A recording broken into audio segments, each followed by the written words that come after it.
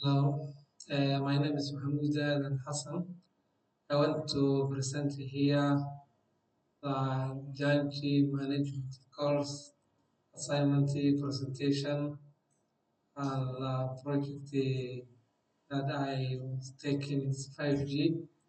Uh, First of all, the first slide will discuss about the evaluation of 5G, 5G implementation at Hormuz Telecom Somalia, transition from 4G long-term evaluation to the next generation 5G network to deliver ultra-fast speed, improved service quality, expand digital offerings across East African telecommunication landscape. Evaluation of mobile network is fast 1G analog voice calls, 2G digital voice and SMS, 3G mobile internet access, 4G high-speed broadband, 5G ultra-fast low latency. Over 2 decades, cellular technology has rapidly evolved from basic voice to sophisticated data network with 6 million mobile phone users globally. 5G represented the next transformation leap in wireless communication. That is a new technology shift is the development was that I was made. What makes 5G revolutionary? Technical capabilities.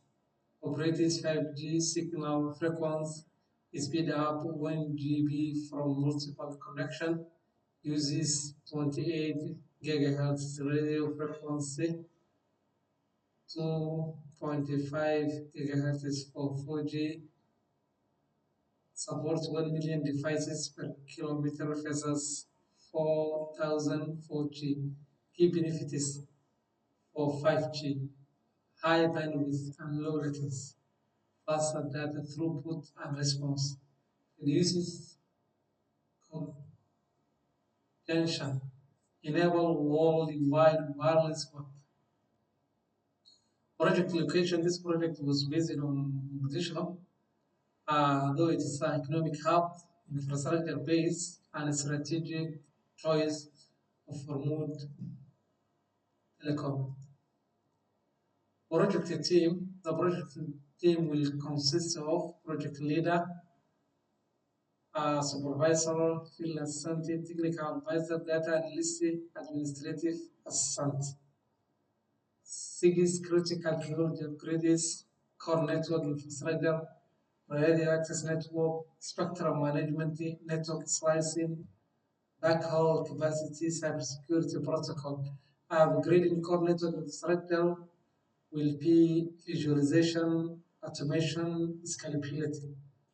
New radio access network, 5G, new radio network access station supporting MMTC, URLC, and EMB across multiple frequency band, including mmWave, sub 6 gigahertz, and mid band.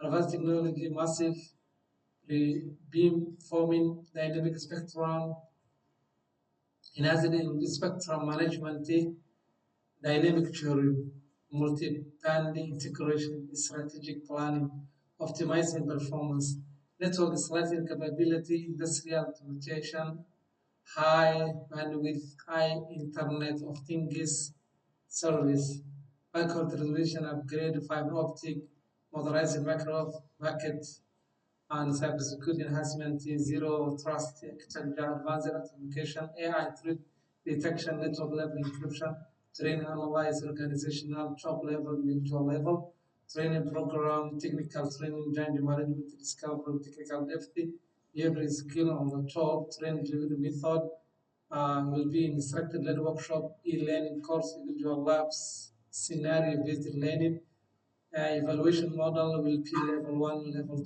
level 3, up to level 4 resulting. Training budget will be 50,700. Training process, cycling in assessment, training design evaluation, key success areas, And this is my end of my slide. Thank you very much for your attention.